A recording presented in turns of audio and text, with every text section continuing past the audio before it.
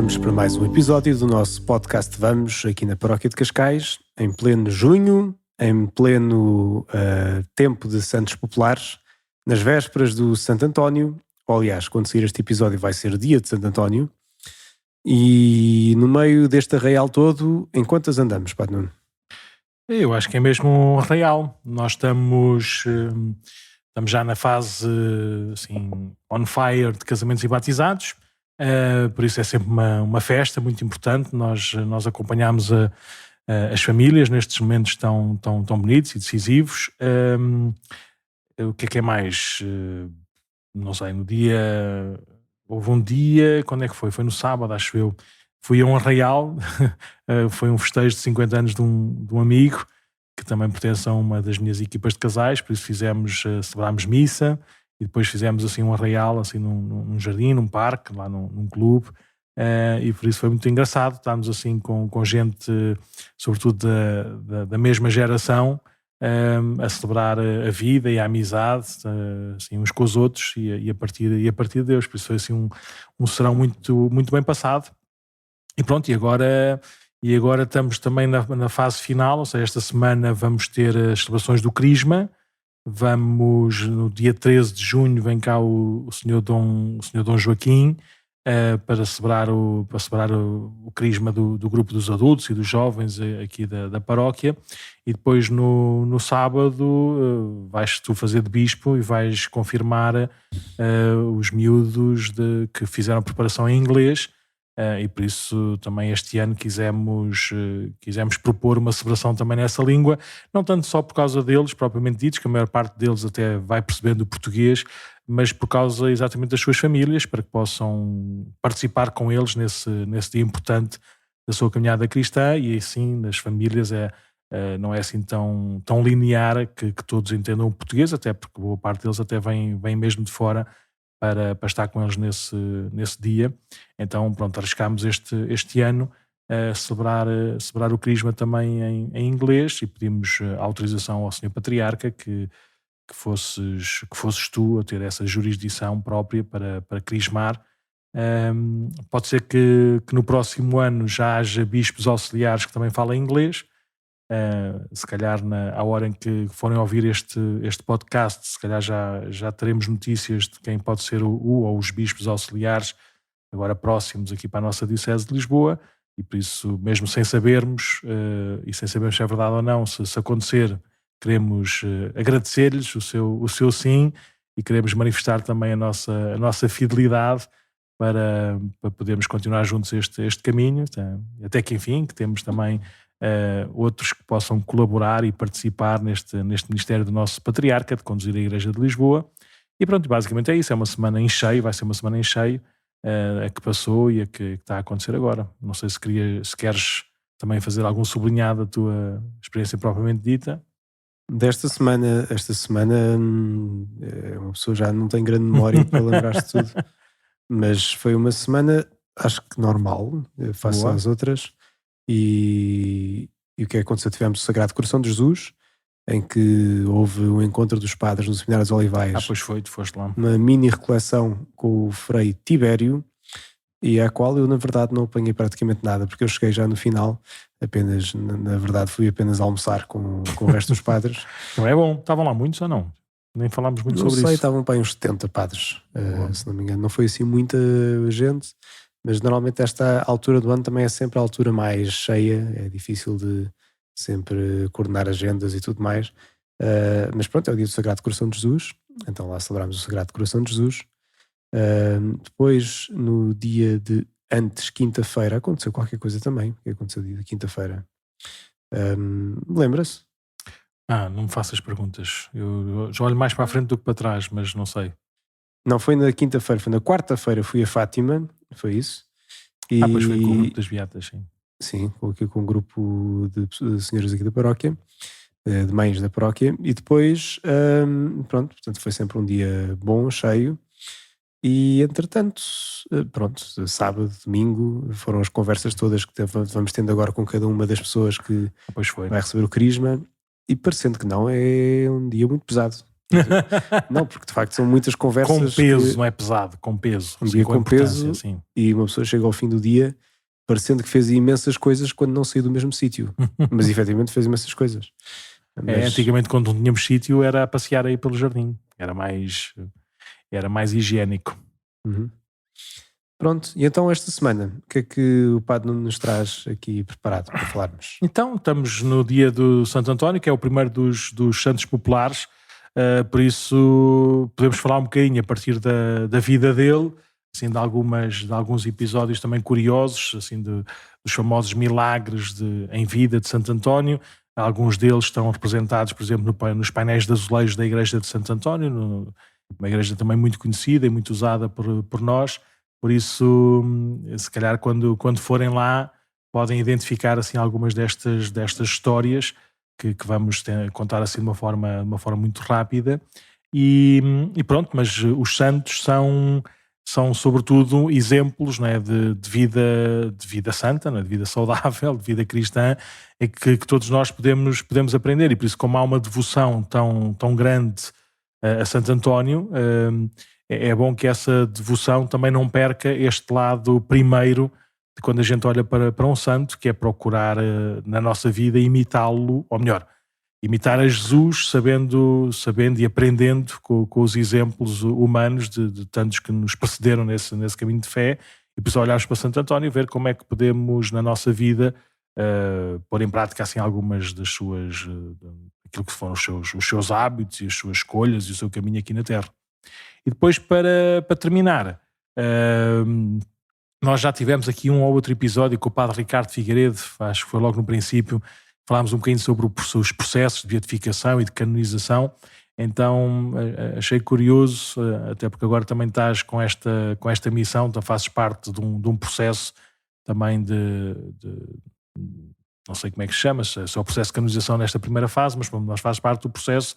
E uma das coisas que se faz lá é perguntar a testemunhas sobre a vida de alguém, e por isso ver se consegues também explicar-nos um bocadinho que tipo de perguntas é que se fazem às testemunhas, um bocadinho na brincadeira do género quando nós estivermos no céu, não é? E as pessoas quiserem olhar para a nossa vida, que perguntas é que fazem para ver se somos santos ou não santos, não é? De virtude comprovada, para podermos ser também venerados nos altares das igrejas, não que seja, é um bom propósito, ou seja, São Paulo diz, aspirai com ardor às coisas do alto, por isso todos nós devemos aspirar à santidade, não no sentido vaidoso do termo, mas no sentido crente e humilde, sabermos que Deus opera em nós e para trabalhar em nós, trabalha nesta lógica da santidade, por isso acho bem que todos nós tenhamos o desejo da santidade, de ir para o céu, e que se for bom para a igreja, que aproveite também aquilo que Deus foi fazendo em nós e connosco na nossa vida aqui na Terra, para poder servir também de exemplo muito prático e próximo de vida cristã para os nossos irmãos. Por isso, quem tiver de facto essa intuição do Espírito Santo e esse desejo cada vez maior de santidade, ainda fica a saber depois daqui a uns séculos, não é? Que perguntas é que vão fazer àqueles que passaram a vida connosco, para saber se a nossa vida é heroica ou nem por isso. Muito bem. Pode ser giro. Então vá, diz-me lá. Então, digo lá o quê? Vamos começar? Então, vamos começar com o Padre Nuno, que nos vai falar então da vida de Santo António. O que é que podemos então aprender da vida de Santo António? Então, eu acho que quase toda a gente conhece. Ou seja, uma das coisas é que ele nasceu em Lisboa. Foi? Foi. Não foi em Pádua? Não. Ele nasceu em Lisboa, andou por Coimbra, ainda cá em Portugal, e depois acabou em Itália, no norte de Itália, basicamente em Pádua, onde acabou por morrer. Mas em Itália também andou por vários sítios a pregar o Evangelho e a combater as heresias que podiam crescer na igreja. Por isso nasceu em Lisboa, foi batizado na Sé de Lisboa, e ainda muito jovem, não sei, pelo menos nos nossos parâmetros, não sei se no tempo dele era jovem ou não, mas com cerca de 15 anos entrou para o convento da Ordem dos Cónegos Regrantes de Santo Agostinho. Eram os cónegos que estavam, por acaso na altura não sei se já havia o Mosteiro de São Vicente de Fora, Mas pronto, mas era assim uma ordem... Eu acho que sim, porque lá aparecia o quarto onde estava o Santo António, São Vicente de Fora. Foi viver para São Vicente de Fora, lá nessa congregação dos Agostinos Grandes, e por lá ficou.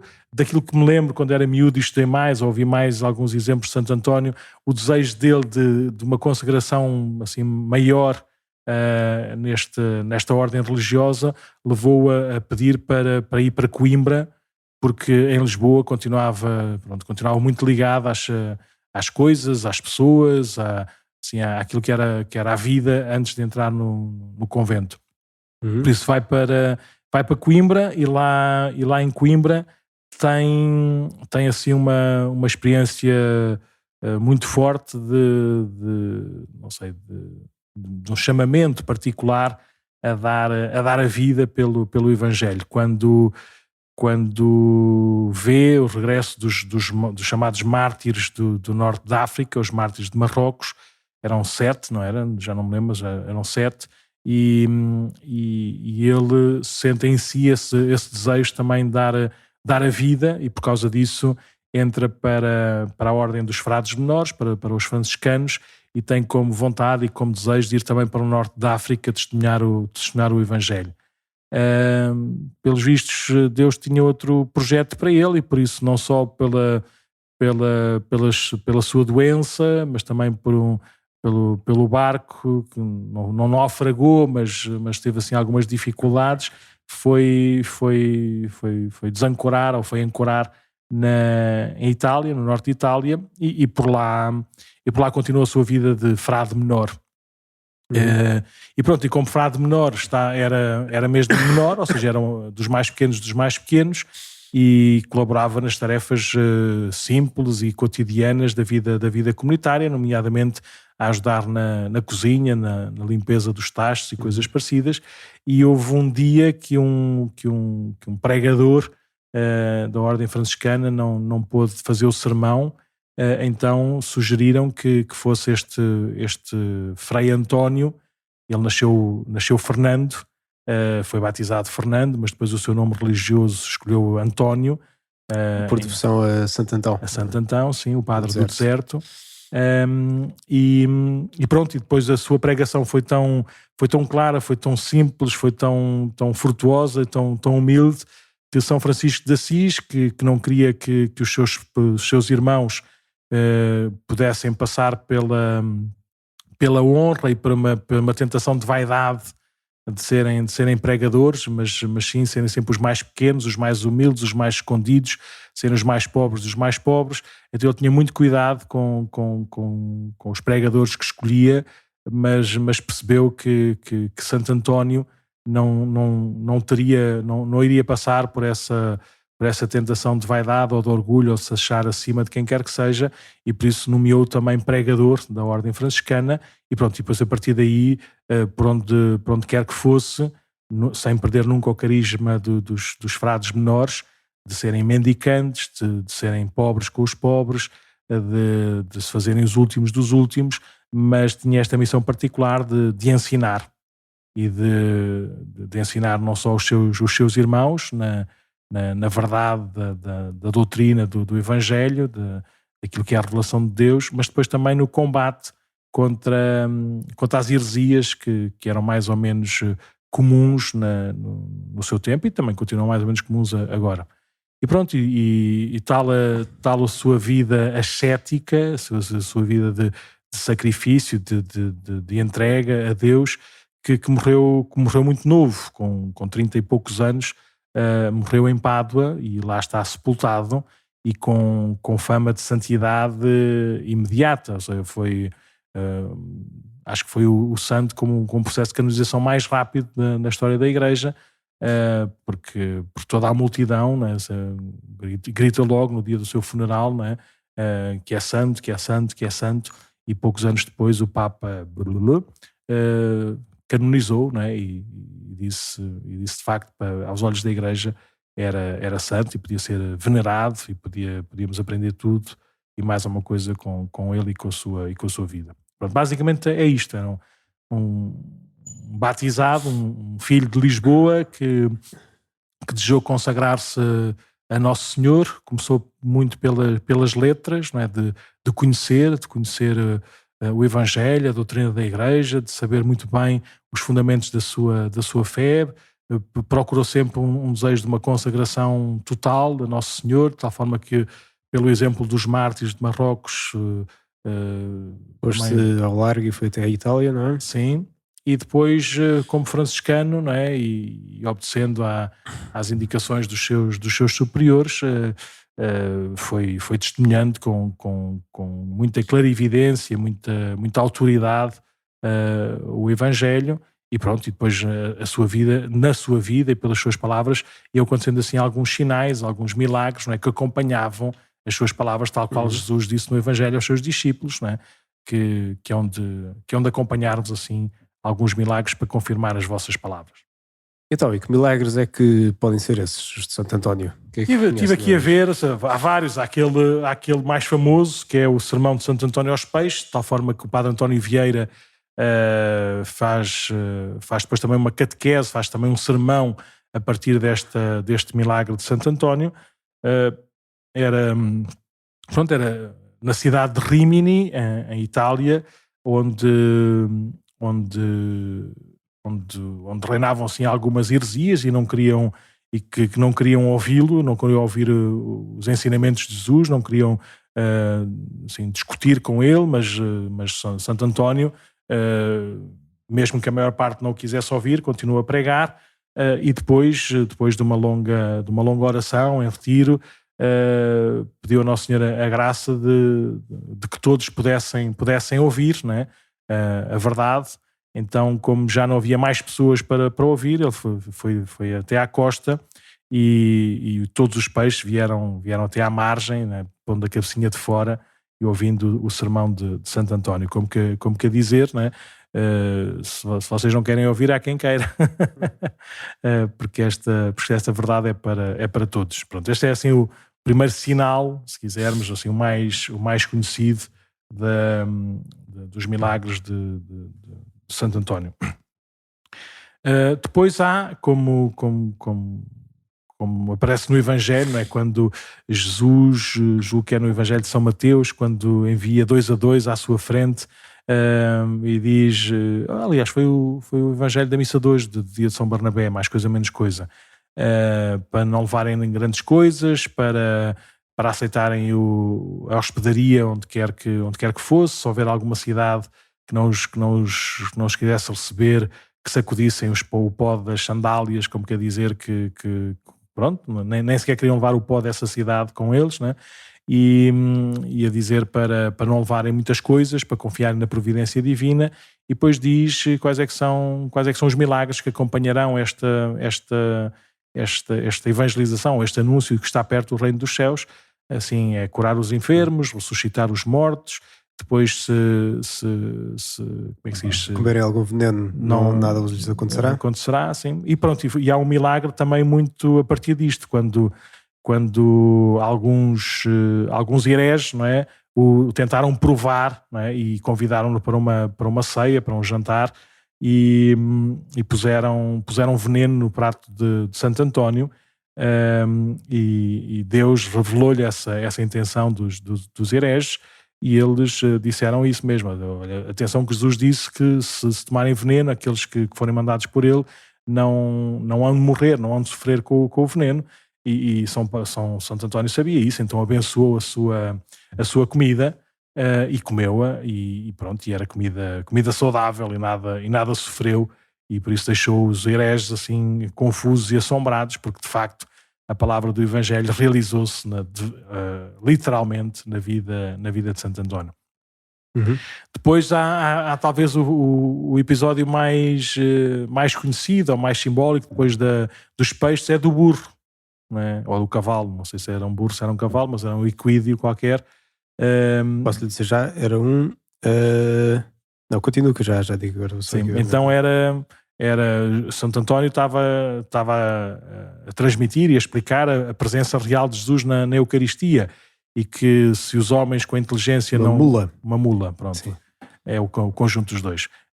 Se os homens não compreendessem, até os outros seres vivos o compreenderiam e reconheceriam essa presença real de Deus, né, de Deus Jesus na espécie eucarística.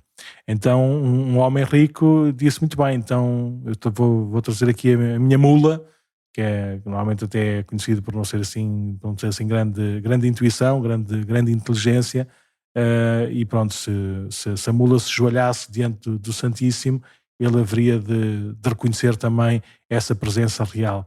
E o Santo António comprovou assim, traz cá a mula, vais ver que na procissão do Santíssimo até a mula se vai ajoelhar quando passar o Santíssimo Sacramento. Então o homem rico fez ainda mais umas quantas coisinhas, foi na prática deixar à fome a mula durante esses dias todos, para que ao passar o Santíssimo Sacramento ele pusesse assim um fardo de palha que servia de alimento para a mula, e ela com certeza instintivamente havia de obedecer mais aos instintos animais, aos instintos assim selvagens, do que esse milagre sobrenatural. O que é certo é que Santo António, ao passar com o Santíssimo Sacramento pelas ruas daquela vila ou daquela cidade, a mula ajoelhou-se, mesmo tendo diante de si lá o fardo de palha, que podia servir de alimento para saciar a sua fome, e que já era bastante, mas ela preferiu reconhecer e adorar, ajoelhando-se, prostrando-se diante do Santíssimo Sacramento. É sempre bom. Uhum. Depois outro milagre, que é o milagre da bilocação, da ubiquidade. São Santo António estar em 2 sítios ao mesmo tempo, né? Conta-se que num domingo de Páscoa o Santo António estava a pregar lá na catedral, e lembrou-se que tinha sido ele o eleito para na comunidade entoar o Aleluia Pascal. Então diz que durante o sermão ele inclinou a cabeça como se estivesse a respirar fundo e a procurar inspiração para continuar o seu sermão, mas apareceu lá no coro do seu convento e entoou o Aleluia, de tal forma que todos os seus irmãos reconheceram a sua voz e reconheceram a sua presença, e mal acabou o Aleluia, ele ergueu a cabeça novamente na catedral e continuou o seu sermão da Páscoa. Por isso ninguém percebeu que ele estava nos 2 sítios ao mesmo tempo, mas ambos disseram que estava em cada um dos sítios. Por isso foi assim um milagre também da ubiquidade. E por aí adiante, se quisermos, há aqui mais milagres em relação aos pequeninos, em relação às crianças. O primeiro é quando ele estava numa casa a ser recebido por um senhor, pelos condes de Campo Sampiero, acho que é assim que se diz, né? E pronto, e foi alojado em casa dessa família, e à meia da noite a família percebeu assim umas luzes a virem do quarto onde estava alojado Santo António, e o senhor foi procurar a ver se havia algum problema, nomeadamente se a luz era fogo na altura, e ele podia estar a ler ou a rezar, e podia estar a começar um incêndio, por isso até podia ser uma coisa má, mas ao chegar lá ao quarto percebeu que era Santo António a brincar com o menino Jesus. E pronto, e o senhor ficou muito comovido com essa experiência mística, extática de Santo António, e por outro lado ele próprio também poder reconhecer isso, que normalmente não é muito comum. Quem está a fazer pelo menos conhece dos outros santos, né, que tiveram estes êxtases místicos, só os próprios é que viam, é que reconheciam, mas neste caso até o próprio senhor da casa reconheceu o menino a brincar com Santo António. Depois existem outros dois milagres, ou 3 milagres em relação a crianças, que têm a ver com um em Briba, quando uma senhora que saiu apressada de sua casa para ouvir o Santo António, mas deixou um caldeirão de água a ferver, não é? E de repente a sua filha ou o seu filho ficou sozinha em casa e caiu em cima do caldeirão que estava a ferver, e ela ficou de rastos, me chamou e começou a chorar, o Santo António foi lá, e quando chegaram lá os dois, estava o menino todo contente a brincar na água que estava a ferver, mas que não lhe causara nenhum mal. Ou outro que também estava, foi uma mãe que estava também como é que se diz, a trabalhar, e foi buscar alguns raminhos para fazer fogo lá em casa, e a sua filha, a estrada era à beira de um lago, e a sua filha caiu na água e afogou-se, e a mãe ainda conseguiu salvá-la ou trazê-la para a terra, mas não, ela já estava como morta, ou já estava morta, então pediu a Santo António que a salvasse, que a curasse, e assim aconteceu. Depois dessa oração, dessa invocação de Santo António, ela começou a ganhar outra vez o ar para respirar, e foi salva. E por aí adiante. Ou seja, existe assim um conjunto assim pequeninos e simples de alguns gestos, não é? De alguns sinais de São Santo António na vida comum das pessoas. Até existe outro que era um senhor nobre de Ferrara, que era tão ciumento que, quando a sua esposa teve um filho, ele não acreditava que pudesse ser o pai, que tinha que ser outro. Então, mas a mulher era uma mulher fiel, uma mulher devota, e por isso até ficou ofendida e humilhada por tal afirmação do pai. Então o Santo António virou-se para a criança e disse: então diz-me lá, em nome de Nosso Senhor Jesus Cristo, quem é que é o teu pai? E a criança olhou para o pai e falou e disse: este é o meu pai. Por isso há assim pequenos sinais assim engraçados, simples,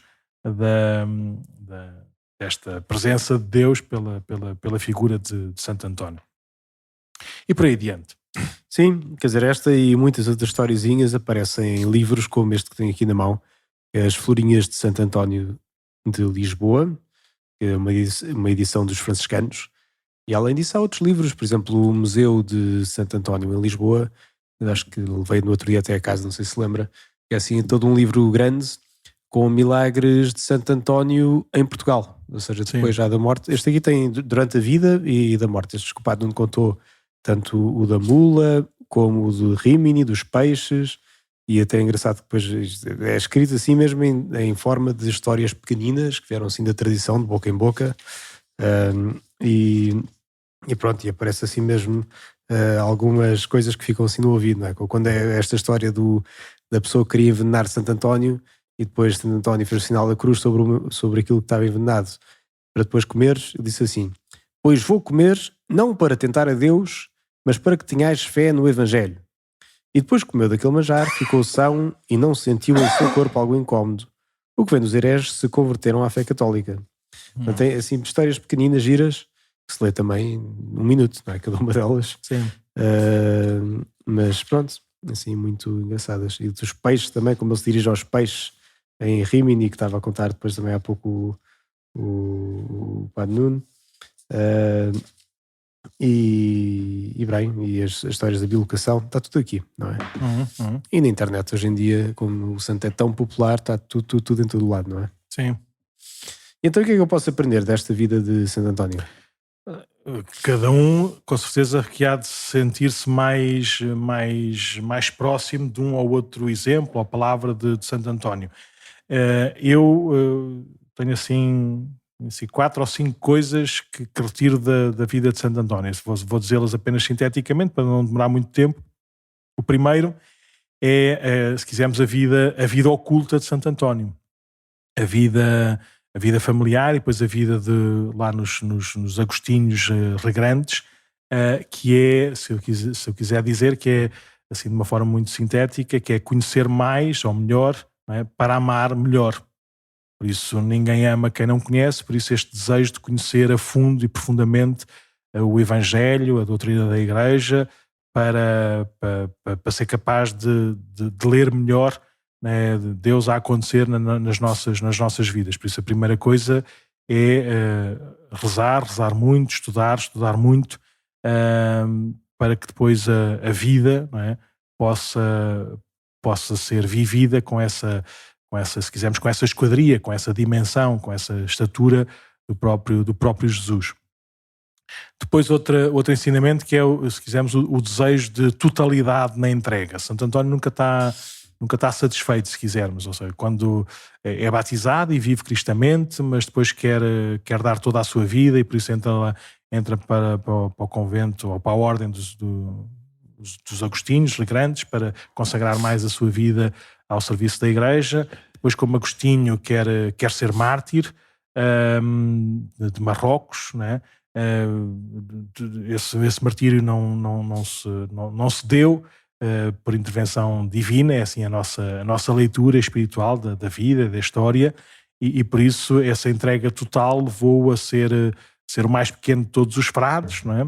E depois de ser o pregador insigne, que é, se quisermos, um fruto daquilo que foi toda a sua história e formação.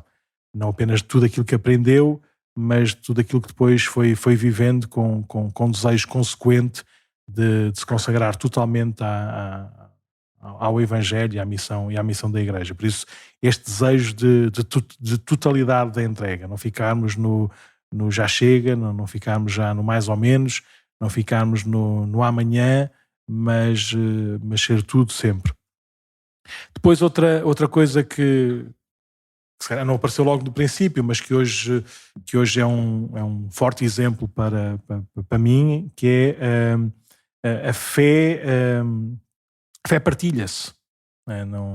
Não é um caminho de santidade interior, ou íntimo, ou pessoal, ou individual, mas é uma fé que leva à partilha, ao espalhar a fé por todos os lados.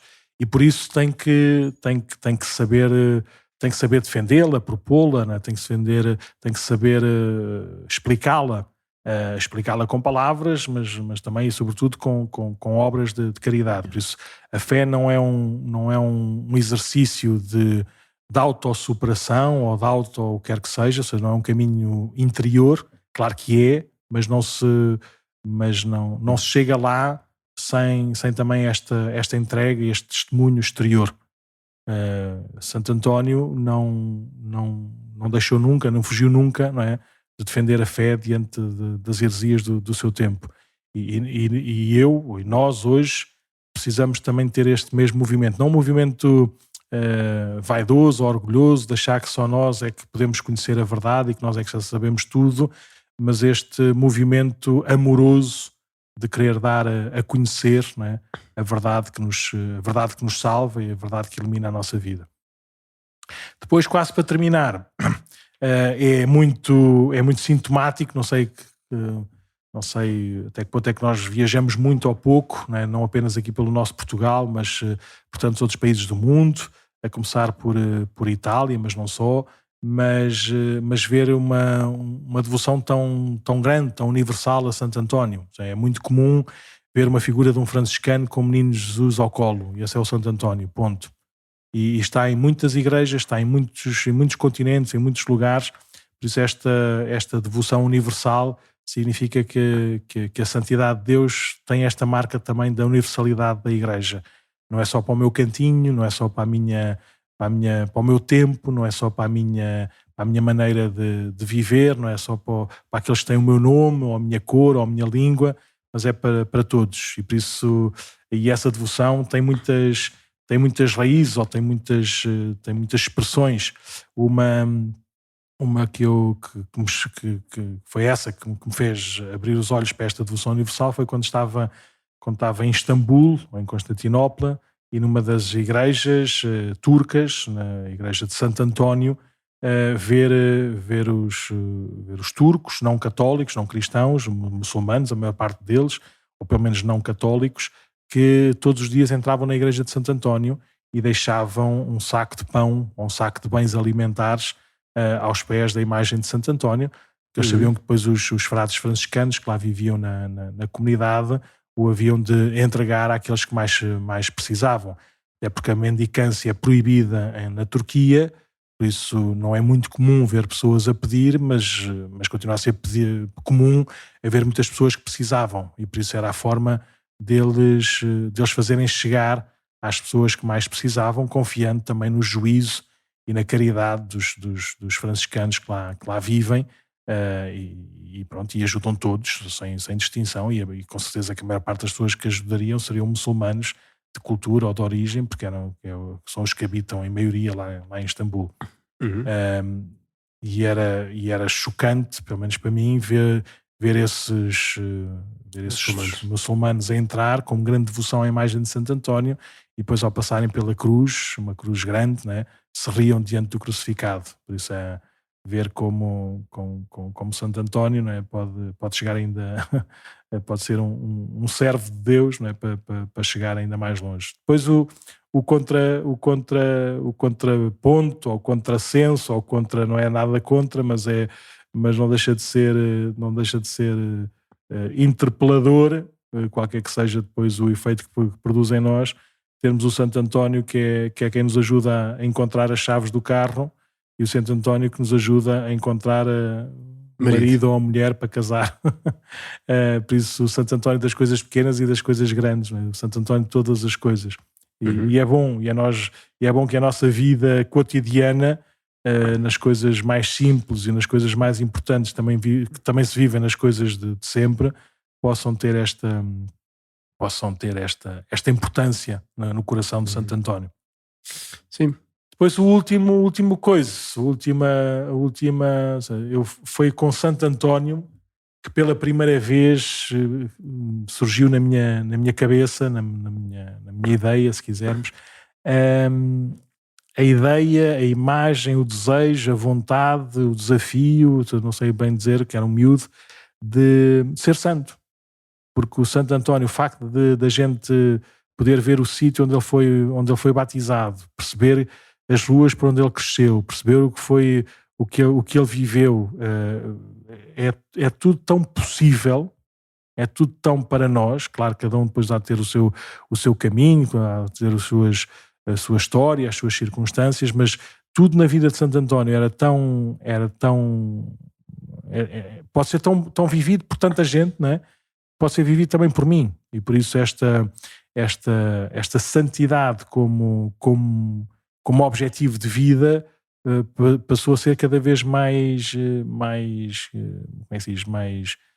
próximo, mais entranhado, mais normal naquilo que era a minha caminhada cristã. Por isso também atribuo isso a Santo António, esta vontade de poder ser santo. Sim, e efetivamente ele foi santo 11 meses depois de morrer. Sim. Portanto, foi assim um recorde. Nem o São Francisco demorou 2 anos até ser canonizado. O Santo António foi logo. Sim. E claro que os processos de fazer alguém santo na altura não eram tão complexos como são nos dias de hoje, mas acho que... Aliás, nos dias de hoje o próprio processo não pode começar sem passar um determinado número de anos, não é? Acho que é 5 anos, não é? A não ser que haja uma dispensa para isso, mas... o próprio processo não pode começar sem isso. Sem passar algum tempo, porque às vezes naquele calor, né, das emoções, da morte de um santo, pode vir muita fantasia, ou muito desejo, ou muita projeção interior. Então as coisas convém estarem mais ou menos superadas, integradas, para se fazer um processo mais... Sim, e também para ver se perdura a fama de santidade, porque exatamente, vamos canonizar um santo que ninguém conhece, que ninguém se identifica, ainda que esteja no céu e tudo, claro, mas que depois não serve de exemplo nem de intercessor para ninguém, pelo menos de agora, não é? Às vezes pode acontecer, não é? Às vezes pode acontecer alguém que agora fica canonizado, mas que não há assim nenhum grupo de pessoas ou nenhuma pessoa tipo que sirva de exemplo, mas pode acontecer que daqui a uns anos isso aconteça, que possa vir a servir. Então, mas, normalmente há uma certa ocasião para isso, não é? Para levar aos altares. Se calhar fazemos já essa transição, não é? Então, para chegar aos altares, não é? Qual é que é o escrutínio que se faz? Qual é que é o crivo que tem que se passar? É só ver aqui alguém mais interessado, não é?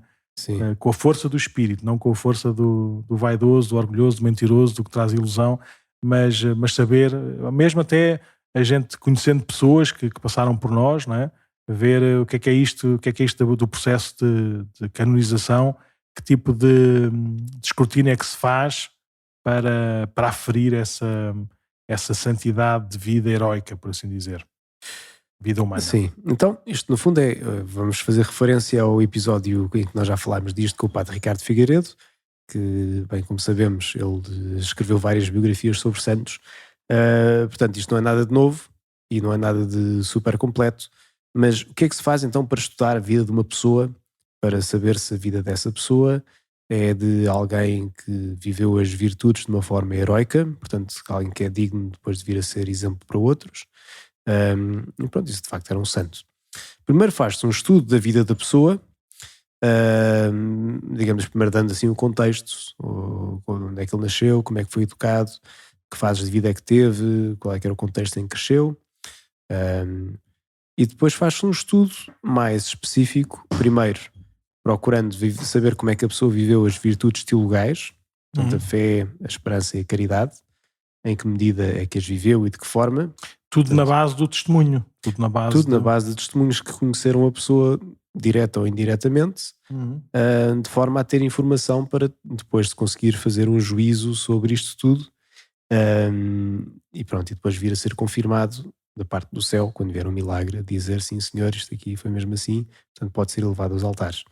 Mas virtudes teologais, fé, esperança e caridade. Se uma pessoa pode olhar para si mesma e fazer um exame de consciência, como é que eu estou em relação à minha fé, à minha esperança, à minha caridade, como é que eu vivo, como é que eu demonstro isso aí na prática, como é que é a minha oração, por exemplo. Depois um estudo das virtudes cardeais, ou seja, da justiça, fortaleza, temperança e prudência. E prudência, exatamente. Como é que o santo viveu essas 4 virtudes cardeais, então a origem depois de todas as outras virtudes, as cabeças delas. E pronto, e porque isso por acaso de todas essas aí, há normalmente sim qualquer coisa que se destaca também para ver o que é que depois o santo nos ensina, não é? Portanto, o que é a grande lição que tiramos do santo. E depois virtudes derivadas destas virtudes cardeais, que estão associadas normalmente aos conselhos evangélicos, seja a pobreza, a castidade, a obediência. Portanto, os 3 conselhos evangélicos que são dados, como é que o santo viveu a pobreza, como é que viveu a castidade, se foi sempre obediente, se procurava manter a unicidade de coração na sua entrega, na sua vocação. Depois pode-se acrescentar a estas perguntas qualquer coisa que seja específico da vocação da pessoa. Ou seja, se uma pessoa tem uma vocação de, por exemplo, monge, cartucho e fez um voto de silêncio, portanto, se calhar uma das coisas que também é preciso analisar na sua vida é como é que viveu esse voto que fez diante de Deus. Portanto, qualquer coisa concreta ou outro voto qualquer que possa ter feito, assim, por exemplo, os jesuítas creio que fazem um voto de especial obediência ao Papa, não é? Sim. Portanto, aí talvez, também no estudo da vida de uma pessoa para ver se ir para os altares, creio que também pode estar, ou deve estar também a análise dessa virtude em concreto. E depois pergunta-se sempre, além de estudar estas virtudes todas, saber como é que era a vida da pessoa, aspectos negativos. Ou seja, perguntar o que é que eventualmente pode desdizer esta pessoa como santo, sabendo que, claro, os santos não têm vidas imaculadas no passado tudo, não é? O santo é aquilo que não desiste de Antes pelo contrário, sim. Quase todos os santos têm essas manchas, essas marcas, mas que não se deixam vencer por elas, antes pelo contrário. Sim, e por isso é que também se faz também um certo estudo ao longo da vida. Ou seja, não é que a pessoa, como era no início, quando era criança, que, ok, pronto, olha, aquele na criança pronto, só fazia disparates, portanto não é santo, não. Vê-se também isso aí no contexto, porque digamos que o fim da vida, sobretudo, é que é a parte que conta, porque é aí que nós vamos estar diante de Deus e depois daí é que é o momento, no fundo, onde depois nos vamos encontrar com Deus e daí se acaba por decidir também o nosso destino eterno. Depois, além disto tudo, também de ver os aspectos negativos que podem surgir no estudo da vida da pessoa, é preciso saber se a pessoa efetivamente tem fama de santidade, seja no momento da morte, seja depois da morte.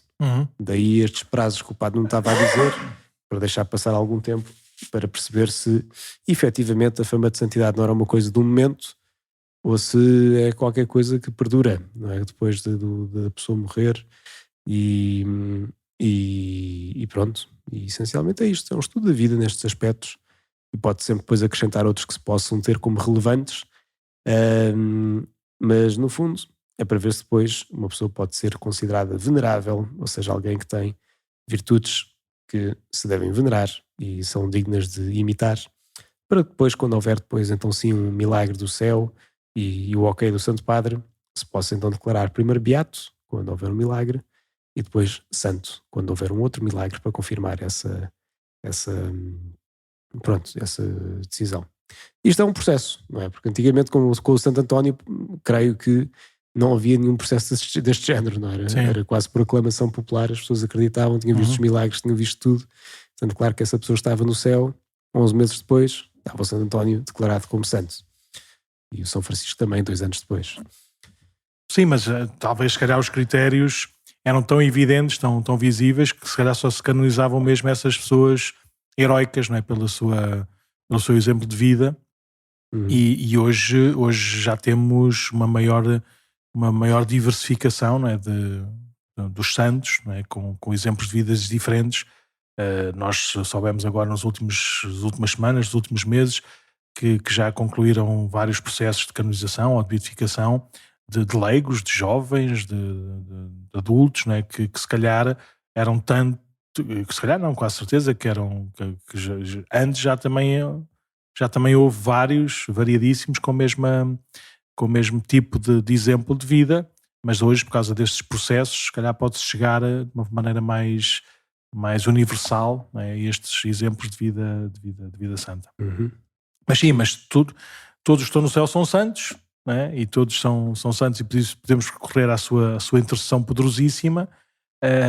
Há alguns que a Igreja nos declara com certeza que na sua vida terrena são caminho de santidade e são exemplo a seguir na vida dos crentes, não é?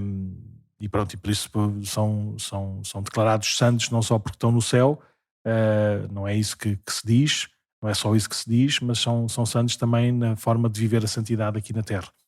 Sim.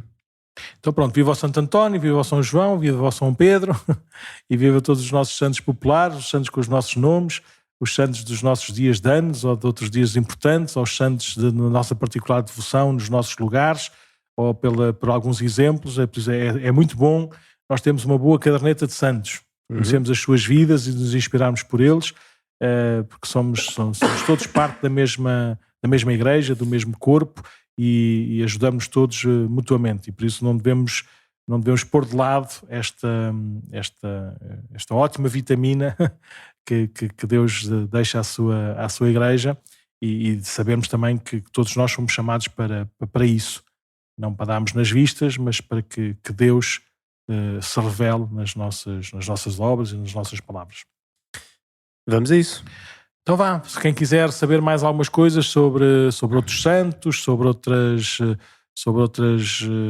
coisas da vida da Igreja, daquilo que também é o nosso caminho de fé, do que seja, proponham temas à vontade. Nós, dentro de pouco tempo, também vamos ter assim, algumas novidades, assim o esperamos, se tudo correr bem, mas pronto, estamos cá para continuarmos este caminho, todos juntos. Vamos a isso. Vamos